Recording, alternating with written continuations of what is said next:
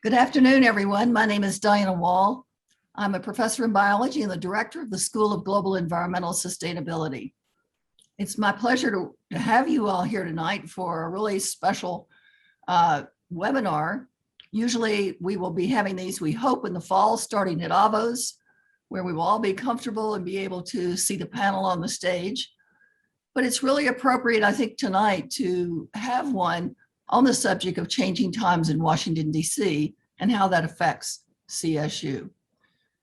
I'm going to introduce the moderator right now. That's Jean Kelly. Jean is the Deputy Director for the Agricultural Experiment Station. Jean? Thank you, Diana. Welcome, everybody, to our final Managing the Planet of the academic year. And again, as Diana said, and I would reiterate, we hope to see you all next fall in person. And we'll be doing these and we'll continue this series. But tonight, I'm telling you, we have an amazing cast tonight to share with you. So let me start off by first giving you some updates and some announcements. Upcoming events in SOGIS, please always check our events calendar, and that's at sustainability.colostate. So if you want to know about sustainability, that's the place to find out about it at our website. Join SOGIS and One Health Institute for a series of 3 virtual workshops and panels. These will be on May 4th from 1 to 5 p.m. Each panel will include experts on human, animal, and environmental health. This is a kickoff event for the launch of the One Health and Climate Change Pilot Grant Program that many of you might be interested in. So please check our website for that. On May 6th at 6:30 to 7:30 p.m., Demystifying Building Energy Conservation. It'll be a panel that discussion with Fort Collins building experts on topics that include the importance of energy in building, how policy impacts building energy decisions, and what local residents can do to conserve energy in their homes. So please check out the website and any registration information that's needed for that event. And finally, on May 7th, our final Sustainability Happy Hour at 3 p.m. with Sam Moshe. He's the director of the Student Sustainability Center. So I encourage you, if you haven't done those before, to join them. They're a lot of fun. Sam's a really great person, and you'll learn a lot about him and what he'll be doing this summer. So anyway, that's our announcements for this evening. Again, for sustainability issues, sustainability.colostate.edu, that's the website. And if you're not a member already, join, give us your email, and we can send you a bunch of stuff, and you'll be coming to all of our events over the next year. So first and foremost, what I'd like to do is I'm honored to introduce our distinguished guests for the evening. I'll introduce them, provide a brief bio. I'll have each of them give a sort of an overview on the topic, and then we'll open it up for questions. A reminder, if you're going to be submitting questions, please do it through the Q&A on the Zoom application, and we will try to handle as many questions as we can and translate those appropriately. Well, it's my honor to welcome Dr. Mary Patterson. She's the Provost and Executive Vice President at CSU. She joined us in August of 2020 from Cal Poly SLO. I can say that because my son went there, so I say SLO. Where she served in successive leadership roles at the Provost Office.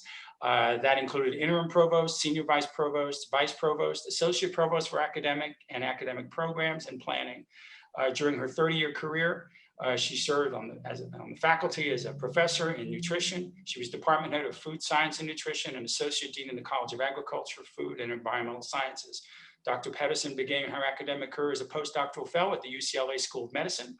She earned her bachelor's degree in biology from UC Santa Barbara, both her MS and PhD in public health nutrition with a minor in lipid biochemistry from UCLA.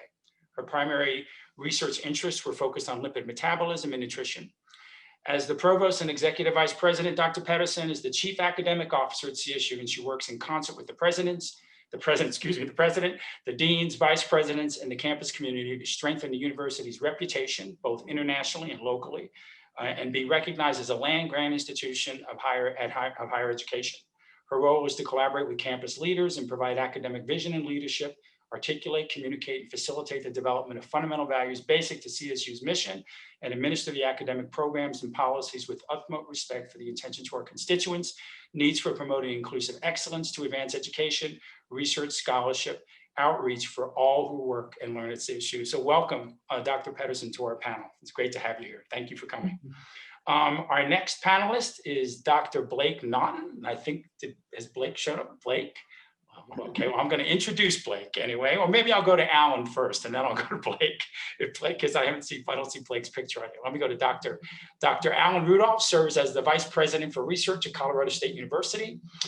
He's a former member of the Senior Executive Service, and he served as the Director for Chemical Biological Technologies Directorate, Research and Development Enterprise, and Defense Threat Reduction Agency.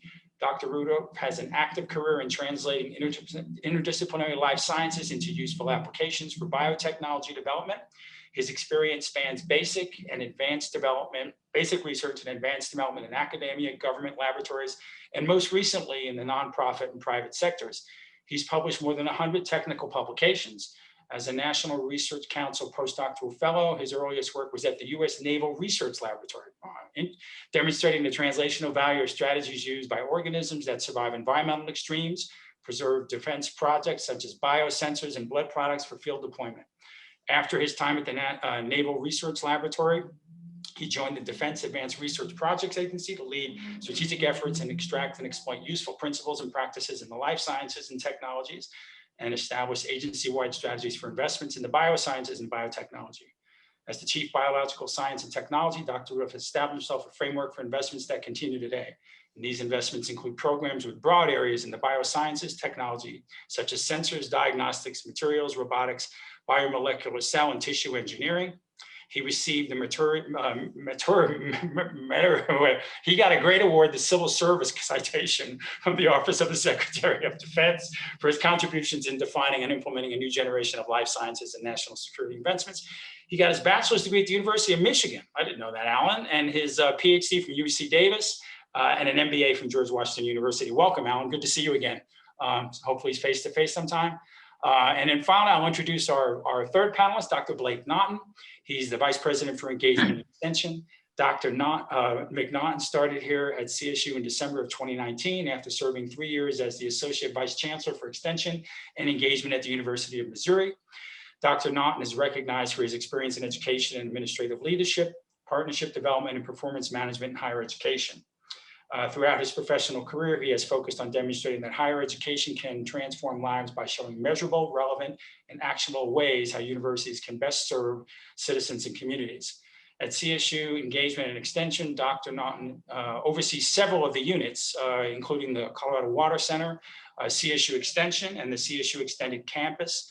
All of these entities provide science-based community outreach programming that extends beyond the university across the state of Colorado and seeks to help fulfill our land grant mission. He also serves as a professor in development, focusing how individuals, organizations, and communities benefit from lifelong educational programs.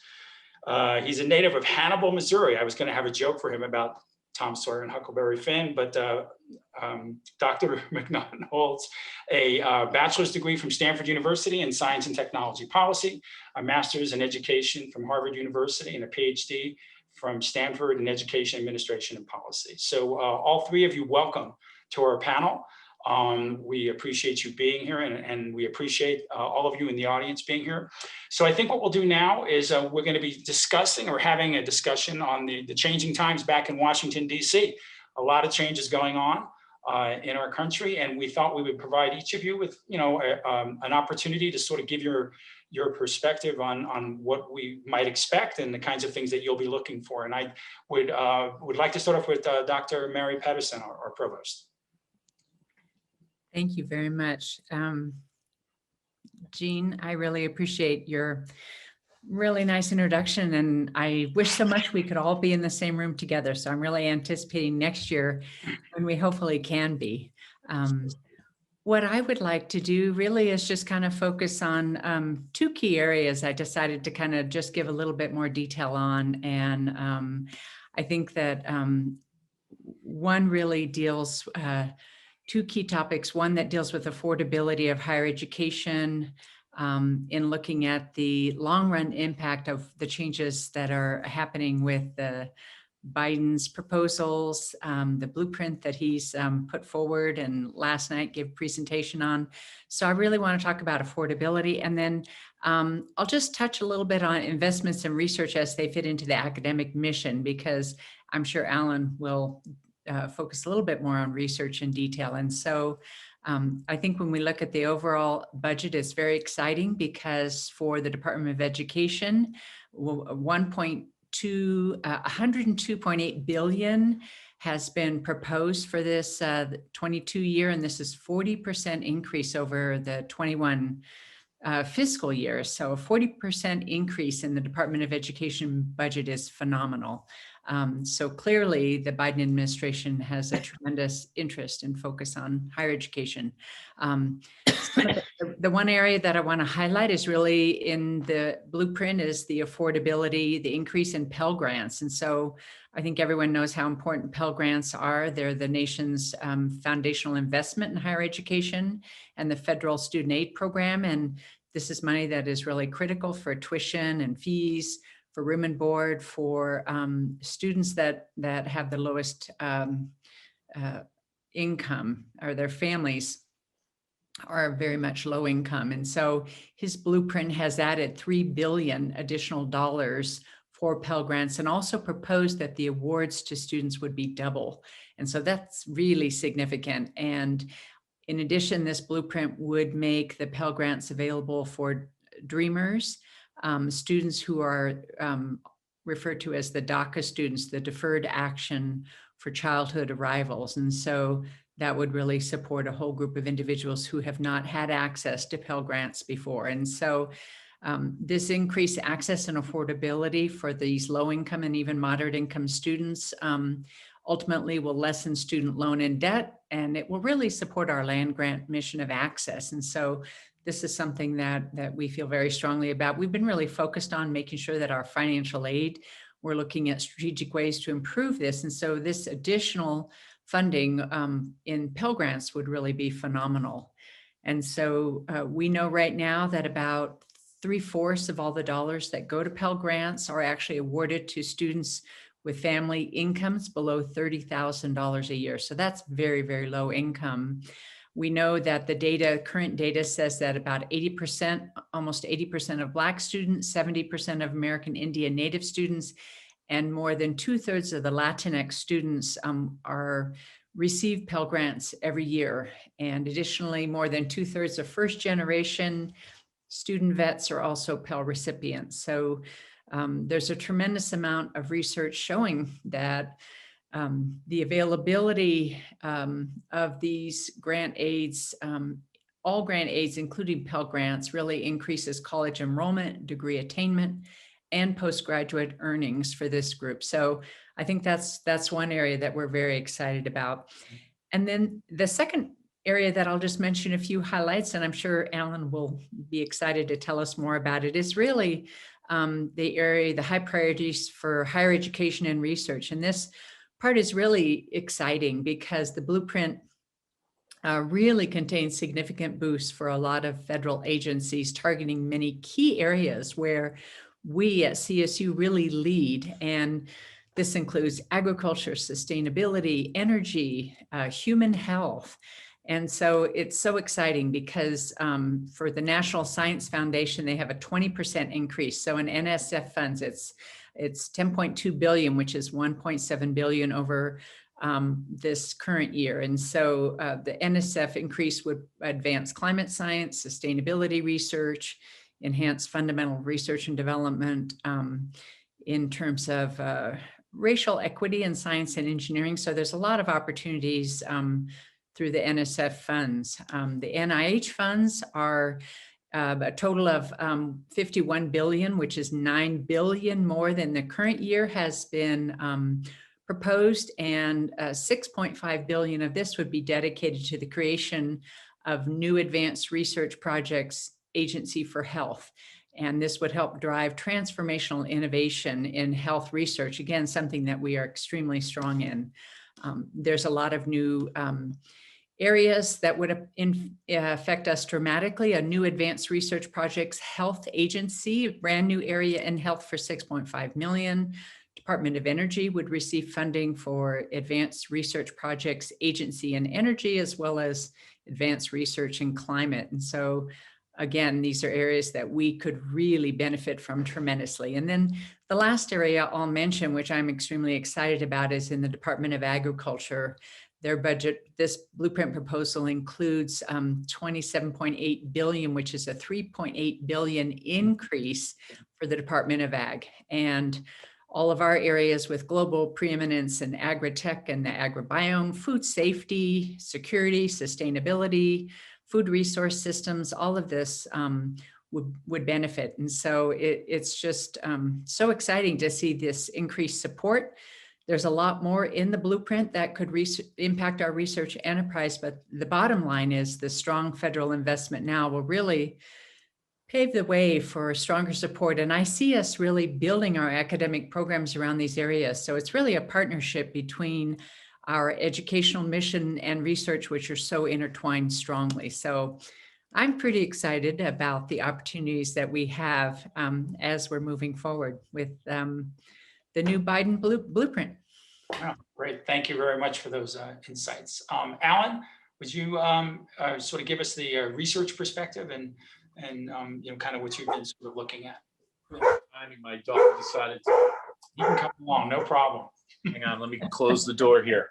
Mary did a nice job of teeing up some of the opportunities in the research realm. I spent 27 years in Washington before coming to Colorado State University, and the day I left is September 27th, 2013, was one of the last times they actually closed the government. So I'm not sure I'm really qualified to be on this panel, although my departure from DC actually at a time when budgets and quite frankly, when the government puts this much money at play, there's a lot of dysfunction. And so it's really exciting, as Mary said, and yet I think we have to be opportunistic and more so than we have been in the past. So what I'd like to do is share with you some of the evolution in legislative affairs that has been happening at CSU. Our office really is the most of the portfolio of this, recognizing that about 275 of the $400 million in research revenue comes from these federal agencies that Mary talked about. So we have a lot of equities, and our competition is so good. I mean, we're good at proposal making. We have about a 23% hit rate on proposals coming from our campus. But we're trying more to build coalitions and interfaces that allow us to attain greater impacts with our work. And so this has been the philosophy of investing in our legislative affairs activity. Over the last 3 years, it's increased considerably. Gavin Klingham, you may know, is the Woodbury Associates, who's been with CSU for many, many years, working for the systems office, and he's kind of the gatekeeper on this activity. But over the last few years, we've added about 4 full-time equivalents. Most recently, Larry Clark, the former National Wildlife Research Center director, is now working for CSU Legislative Affairs and building bridges between the USDA, APHIS, and CSU through cooperative agreements. And we just had a workshop today on CSU and NWRC coming together to talk about wildlife disease network, a really critical component coming out of COVID as we worry about intermediate hosts like bats or sevid cats or deer mice. And so what we've been doing in our legislative affairs group for the last 3 or 4 years is positioning ourselves for bigger opportunities and building coalitions with our partners. I mentioned that the one example in a national lab, I'm also the chair of CoLabs. There are 29 federal labs in the Front Range, and each one of those is already interacting with informative ways with us. So we're using those partnerships to better understand, as Mary said, as these agencies get plussed up, how can we position ourselves as an institution and with our collaborative partners, other land grants, other national labs, even industry partners, to go after challenging problems with big solutions. We are a campus that already team builds, so just is a great example of seeding teaming. Our Catalyst program is another example of seeding, and we've just recently seeded a policy and research group around climate, led by Courtney Schultz, who testified today on the Hill. part of what we're doing is increasing our visibility through testimony. In early May, Keith Paustian will be testifying in front of a Senate Climate Committee.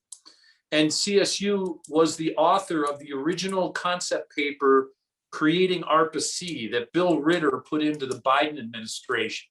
And I was on a call today with Energy Institute leadership and others around campus, Jovan Fisher, talking about a meeting that's planned with the Secretary of Energy and her Chief of Staff on ARPA-C, because CSU was the construct of the concept paper on ARPA-C, the ARPA that Mary mentioned around climate.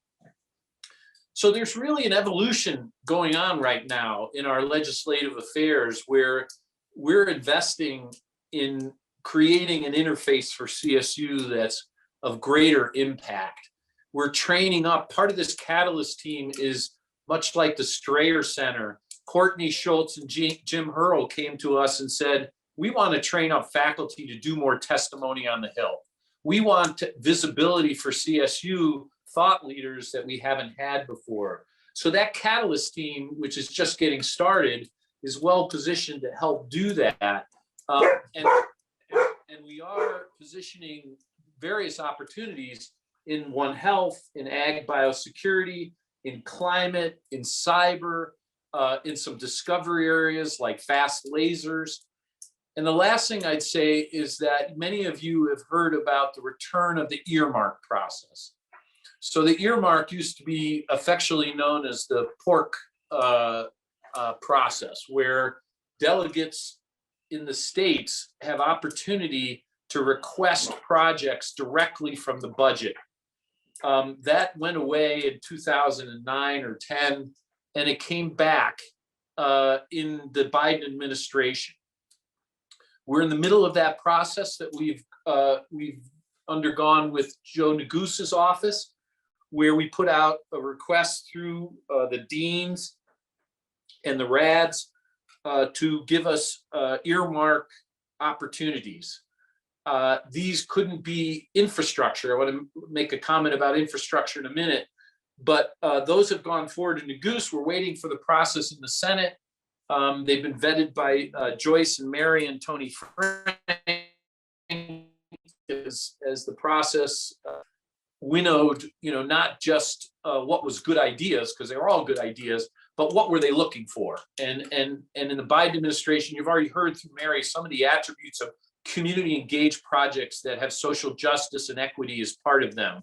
And so we looked at things like work on Navajo nations that Gilbert John's been doing with seed money from all of us for some years, looking at contaminants in water and in the environment on tribal lands and other things like that. Now, we also are recognizing the huge infrastructure money coming, and we're preparing capital construction like projects for the infrastructure bill money that is coming, and some and higher ed will qualify for. So that's a little bit of update. It's really exciting times because we're investing more in legislative affairs, and I think we're seeing greater impacts already in building these coalitions. Oh, thanks, Alan. That was great. Okay, so we've heard about the sort of the educational aspects. We're talking about research, and Blake has joined us, and I wanted to turn to Blake. And Blake, providing us some your perspective on the changes we've seen back in DC and potential impacts and opportunities on extension engagement and your your campus activities, the extended campus activities. Excuse me. Yeah. Thanks, Gene. I appreciate it. And thanks everyone for the grace as I slide in late, but I'm happy to be here and happy to be on the panel and a piece of it. So thanks for the opportunity to chat. Hopefully I'll pick up well off of what Provost Patterson and Dr. Rudolph have talked about to talk a little bit more. There's several things that I wanted to share with the group about what I'm seeing, which I think I have attempted since the pandemic began to try to find the silver linings to make these things as positive as possible. And I think one of them is a much greater understanding about the connection of science to community and Extension's role in building that bridge. And so the political landscape, I think, is shifting from a heavier emphasis on competitive research, not that that's going away, but to also include that community connection piece to understand what we're doing to translate our research to audiences so that there's greater trust in science and what that means, whether we're talking about issues of sustainability or other issues as well. I think the great example right now is, for the first time ever, the Centers for Disease Control has allocated specific money to the extension system nationally. And there are other agencies that are looking at funding. That specific funding is around vaccine education, as you can imagine, an incredibly important piece of value that we can add to during this time. We're seeing a variety of conversations around health extension in particular, and around environmental health and other connections where it's perceived, I think, by policymakers that their efforts in funding research and education in space isn't going to have the same impact if we don't also think about the way that we ensure that this is translated for audiences. And I don't just mean in language translation, but in how it's applicable to lives, how we take and understand, let's take agility in business and sustainability in business, and how we can take ideas and programs and make that into business plans that an average small business owner, whether it's an ag business or another kind of business, might be able to take off and run with. So it's very, I think it's exciting for us because we're seeing that in the extension system, but it's exciting for the university as well, because what I think that means is that Colorado State University and other land-grant universities are going to be well positioned when they're putting in applications that require a much higher scrutiny for the broader impacts pieces of those applications. So the National Science Foundation, the NIH, and others in recent years, and I think that's amping up even more, are really thinking about the additional impact of our work and what that can look like. And universities are having to be well poised with really authentic partnerships, long-term relationships, really co-creating with communities, not just getting support from a community, but really coming together and looking at that. So it's not just the extension system that I'm thinking is going to be a benefit, but I think this larger amplification of all scholarship that we're doing along the way. So I appreciate that landscape shifting, because I think what that does, and this will be my final sort of comment, is really an acknowledgement of and respect for the communities that we partner with. That if we're thinking of a variety of issues, from sustainability to economic vitality to youth development or whatever it may be, that if we don't do that with community voice, if we don't bring that in an engaged space toward those outcomes, then the university is going to be too disconnected for the impact that it seeks. And we're going to respect those communities a lot more if we go with that approach. So if Washington's getting that out of necessity, then I think that's a positive for us. That's great, Blake. Thank you.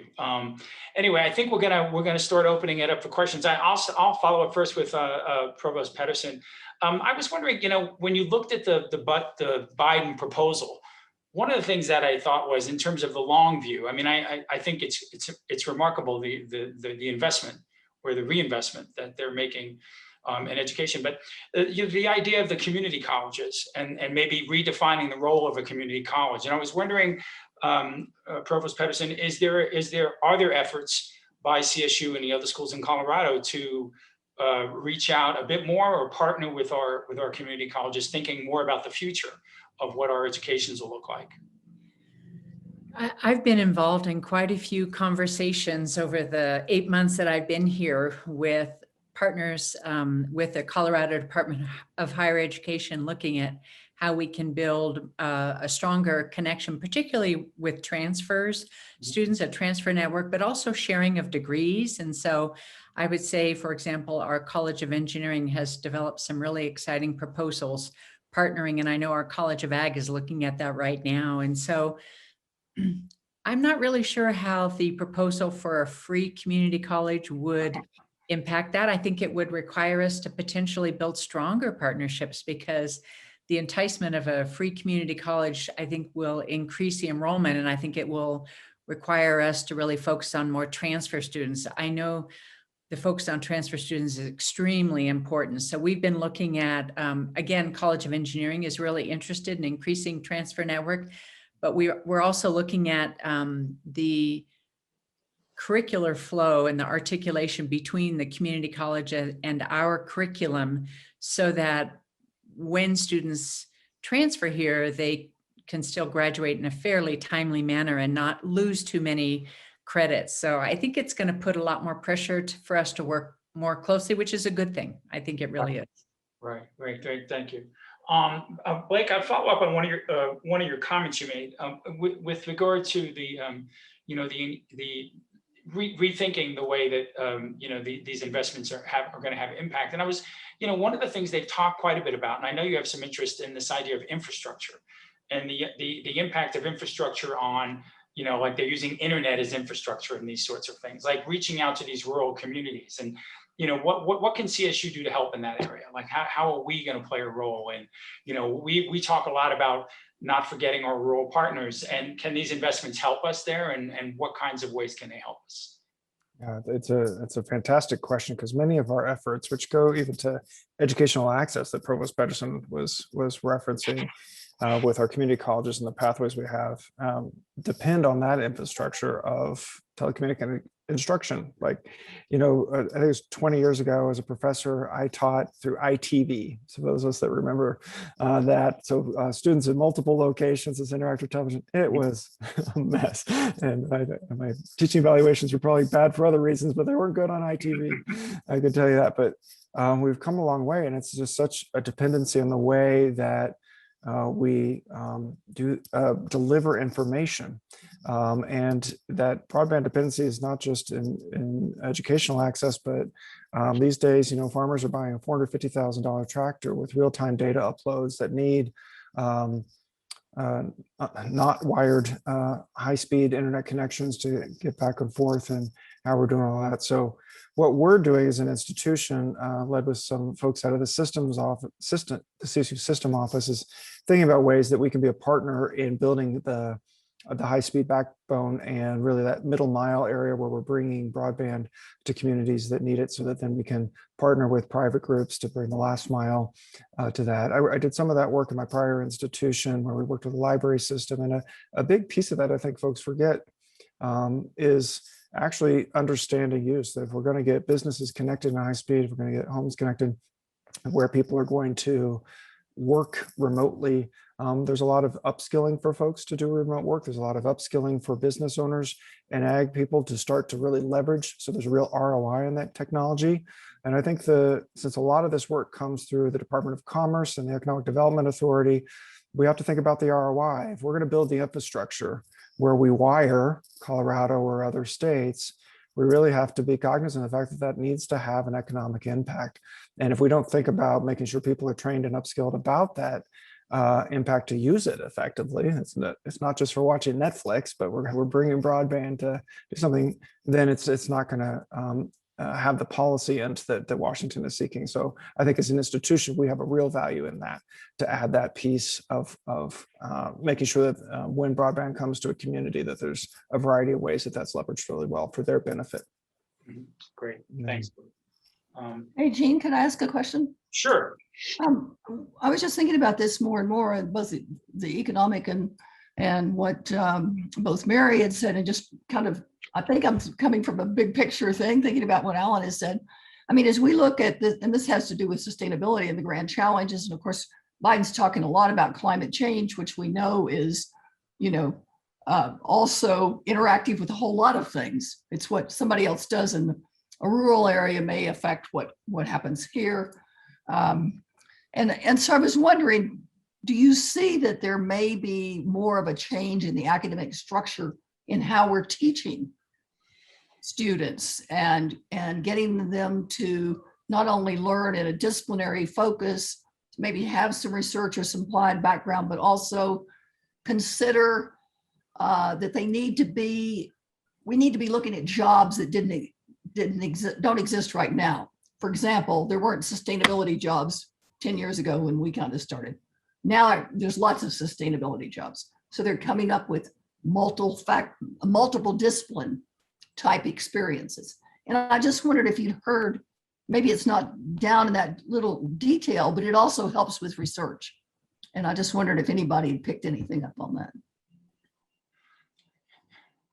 Mary, if you want to chime in, go ahead. Diana, that's one thing I think I've had lots of conversations about around what our core curriculum needs to be. In addition to, I know Alan has been really strong and we are really wanting to work closely together to look at new interdisciplinary areas, because it really requires putting these different disciplines together. And it was so interesting because something I've been looking at over the course of the last few years are new majors that are popping up across campuses. And what I found at my old institution is they were very kind of rigid with sticking with traditional lines. And I kept pushing, no, we've really got to think cross boundaries. We've got to think, the interdisciplinary nature. And I think that's what the jobs are requiring. That's what the students are wanting. That's why we see many institutions, students are double majoring because they know, or taking a major and 3 minors, they need that, the different expertise put together. And so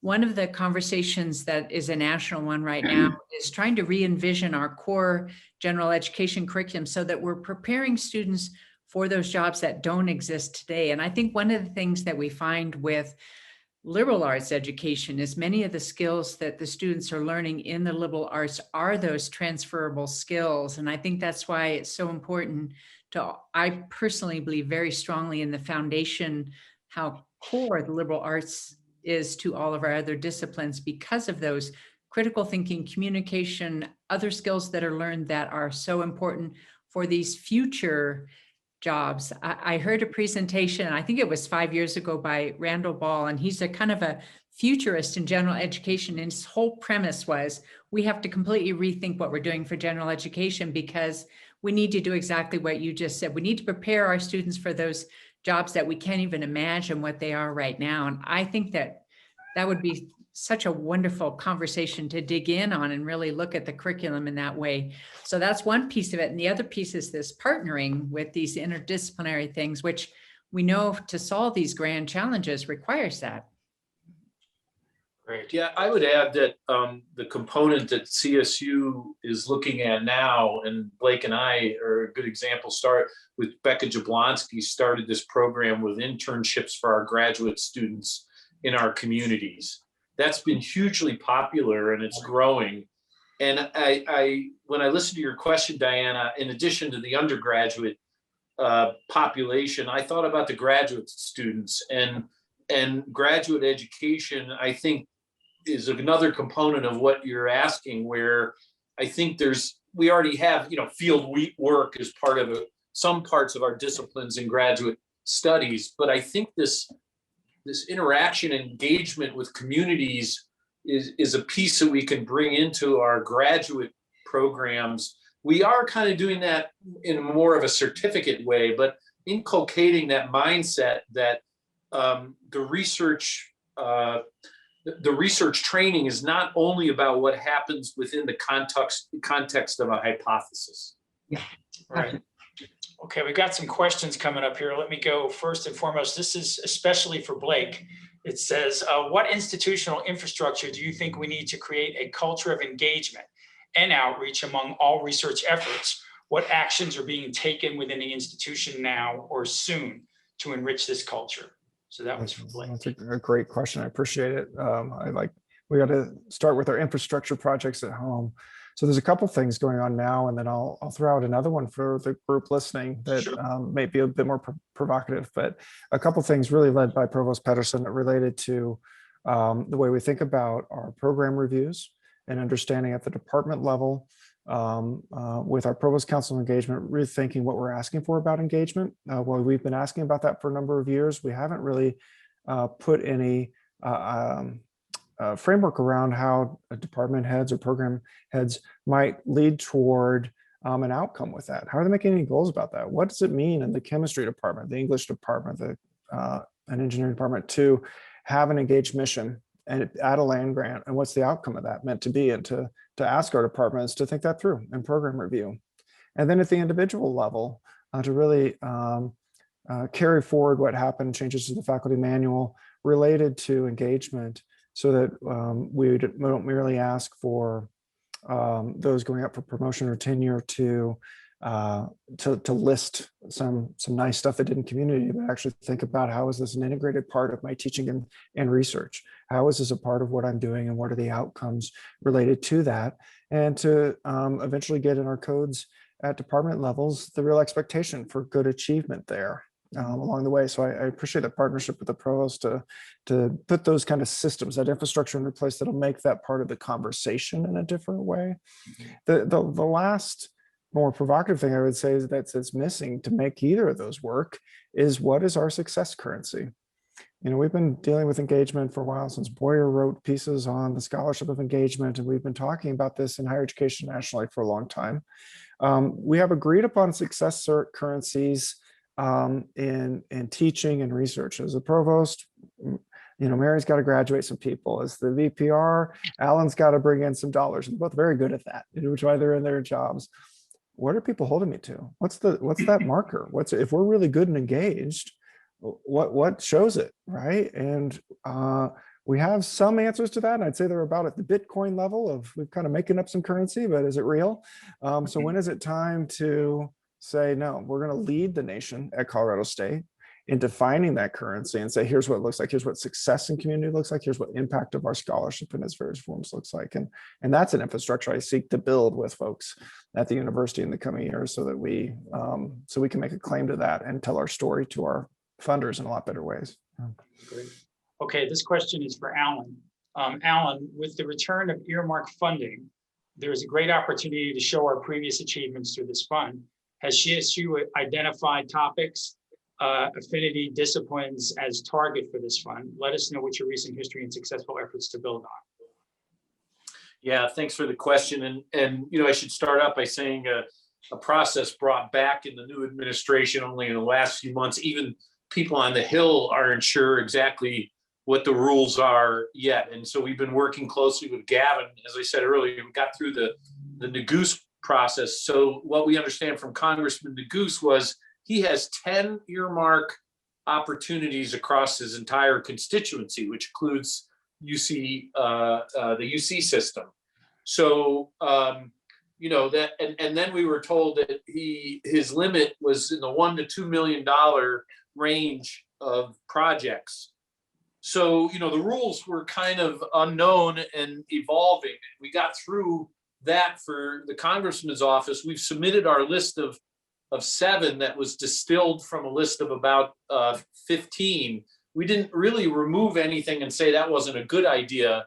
We actually asked people to reframe them. Some of them, I'll give you an example. The Navajo project originally came to us as an earmark request for $300K, and we said, well, can you make this bigger, right? You know, can you reflect the excellence that you've already been working on, to your point? And so they did. So we sort of played the rules by the House rules that have, you know, are sort of in play. We're waiting for Nagoose's office to give us feedback on which of the ones he resonates with. You know, Mary's point is an example. One of them was to establish a mechanical engineering effort department at Adams and work with Adams as another institute that we can influence in building capacity for our state. And so, yes, we looked at, first of all, we asked the community, what are your ideas? This was not set at any level of the central administration. It really came from the units within the colleges that thought, based on what we knew, these were the kinds of projects. Now, in the past, for those of you who've been here long enough, I was on the other side of the fence when earmarks were here. I was working in government, and that's still part of the exercise. So as you heard, a lot of the money's coming into the agencies. Part of the exercise in finding earmarks were, is the agency reception to accepting the earmark? It's a bit of a pitch and catch. We pitch an idea, the agency has to accept the money and pass it through based on the delegate's request.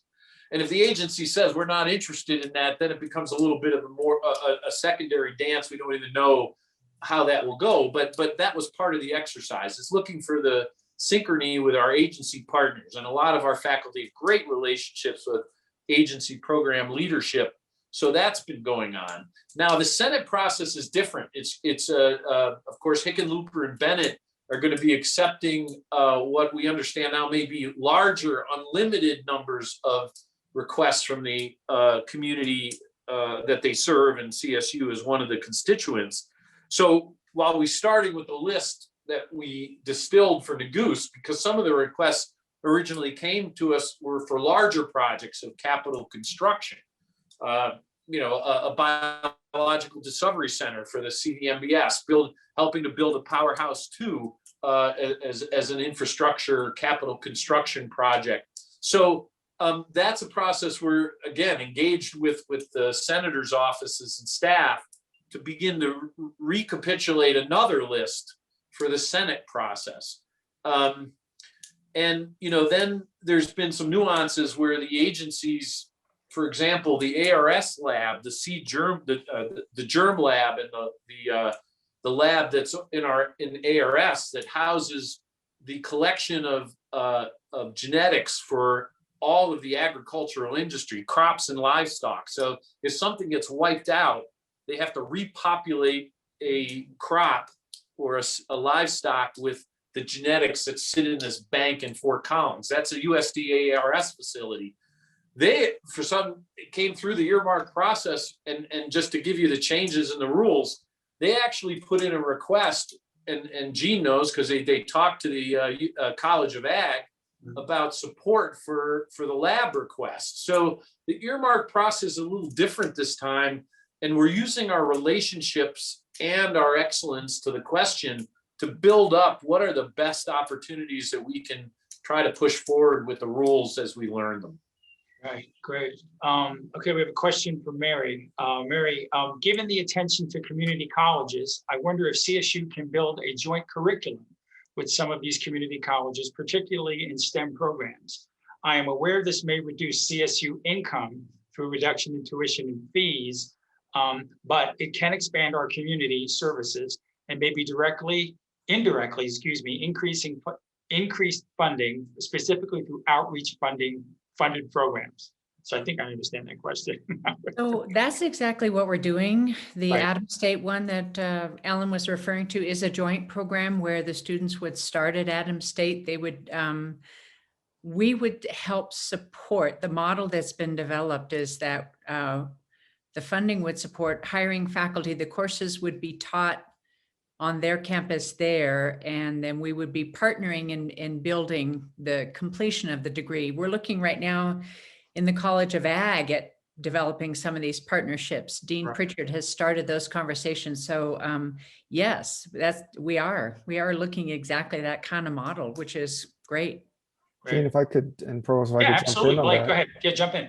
Well, we have a model for this that we built a collaboration campus with Arapahoe Community College in Castle Rock called the Sturm Collaboration Campus. And we have our first graduates of our accounting program actually coming up. So we're very excited about that.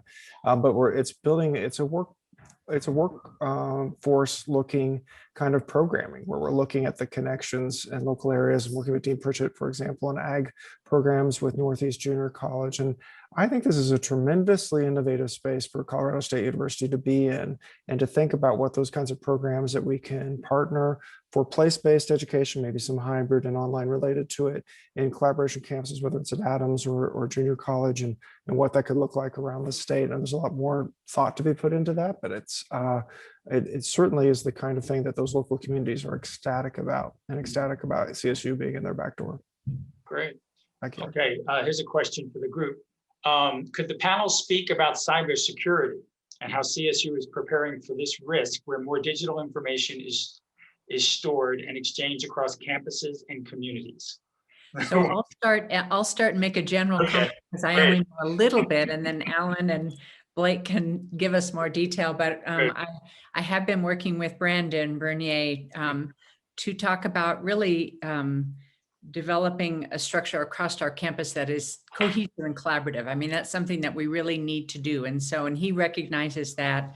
And really to have good security, cybersecurity, it requires that. That was something at my previous institution we were working on very, very diligently. And so I think we recognize we need to do that. And our leadership in that area is very much interested in doing that. So at that level, we're intentionally strategic, and we want to move forward in tying all these systems together. Great. Alan, let's move to you. Yeah, hit the mute button there. Yeah, this is a big deal. There's sort of two lanes. One is, as Mary points to, the infrastructure, the data management and security infrastructure of campuses across the US is not in the shape it needs to be. And ours as well, because of our culture of doing as much with as little resource allocation in this space as we can. And now we need to catch up. And as Mary points out, Brendan's been here a year or so, coming out of COVID with focus on this. It's a big issue. So, the research revenues that come from DoD and DOE, if we don't get our act together, we'll start to lose the ability to compete because the compliance measures around protecting that data are increasing. So there's a compliance aspect. If we want to keep the business we're doing, we got to protect the data better.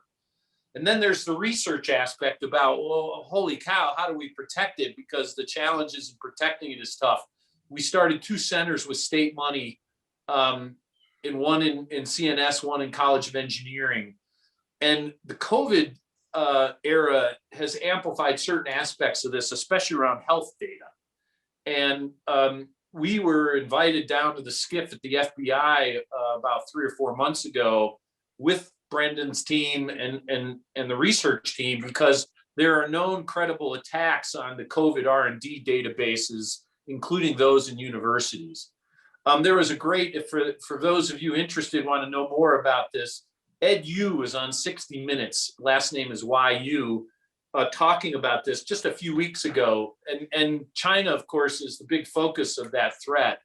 So it's a national security threat. And the warfare of the future is undoubtedly cyber, and in addition to all the usual things we think about conflict. And this is a big issue for us. And just to give you a flavor of that, we started a cyber bio program specifically focused on health and life sciences data, because the chemists and the nuclear physicists are already attuned to security. That world has been upon us. The threat from disease, whether it's accidental, emerging, or purposeful, is an area of life sciences that's entirely much more vulnerable and relates to areas of our society in big ways, because the bioeconomy, the economy in the US fed by biotech or life sciences is huge. It's energy, it's health, it's nutrition and food. So it's very large. And so this is a big space for CSU, and some donors have stepped into this more recently. So we are getting very active in this area. Great. Okay, you know what? I hate to say this, we're getting close to the end of this. I know I told you it was going to go fast, but so we have a couple more questions. In the era of COVID, we're still in the hopefully at the tail end of this. I mean, it seems like how does this influence our connections to Washington? I mean, nobody's been traveling back to Washington. Has it leveled the playing field now, or are there any schools that have really jumped out, taken advantage of this sort of, having access to people that it seems like there is greater access to some people and maybe less access to others. I was wondering if any of you had any impressions about how, we understand all of the challenges and how challenging this has been for everybody, and lots of people have been suffering. But I wonder, as an institution, were we able to keep pace, with other schools and the needs of our school by staying connected? I was just curious what your feelings were about that. I'll offer just a quick response. I think we've actually, to your point, it's leveled the playing field. And because CSU, I mean, you drive around Washington, there's an ASU building, there's a Virginia Tech building, University of California building. CSU never took the strategy of buying a presence in Washington. The increased investments we've made in legislative affairs required a lot of travel pre-COVID. We were paying for plane tickets for faculty and people to go back. And we haven't had to do that in the last year. And in fact, I think that leveling of the playing field has accelerated our position. Right. Okay, good. Anybody else want to comment? I'll just add, I don't want to talk over you, Mary, No, I think it's allowed us to test our assumptions about what's effective. So, an extension and the Colorado Water Center, we annually make the pilgrimages to go to the Hill, and we have the conversations, and because to secure our federal funding and that sort of thing. I used to work on Capitol Hill myself, and you get the excited 23-year-old that works on the staff there that's learning about what you're talking about, and you talk them through it, and that's great. Did that affect resources for us? Did that affect even what we were seeking related to the extension system or the water research institutes or whatever? I'm not sure, because in the past year I've had deeper conversations with congressional staff in meetings via Zoom that they otherwise wouldn't have been participating in different things in our field. And certainly they've been connecting to members and staff and a variety of things, of seeing what we're doing that's been more accessible, because it's been electronically accessible this past year, telling our story in a more in-depth way than I think we did with my little flyer going to the member's office. So I think we ought to step back from this experience and think, what is the best way to tell the CSU story to the members of Congress and the agencies that we seek to develop deep relationships with, and whether our old thinking was always the strongest. Dr. Patterson, any comments? I was gonna say, what I've been thinking about the most right now is, how do we take advantage of the position that we're in right now, where the funding is going up so dramatically. And again, I've never worked on Washington. I know less about that environment. So I look to, people like Alan and Blake who have that experience. So as the funding has increased, how do we make sure we are positioned really well? And I think Alan has spoke a little to that with all of our experts and the expert testimony. And I think that we need to make sure that we are helping our faculty to identify where these opportunities are and make them really available. And I'm sure Alan will be doing that very well. So I'm thinking about the future right now, just because the opportunities are going to be so great. Okay, thank you. Well, listen, we're going to sort of wrap this up, and I want to sort of give you sort of the usual way we depart from these events. I want to thank you all for participating.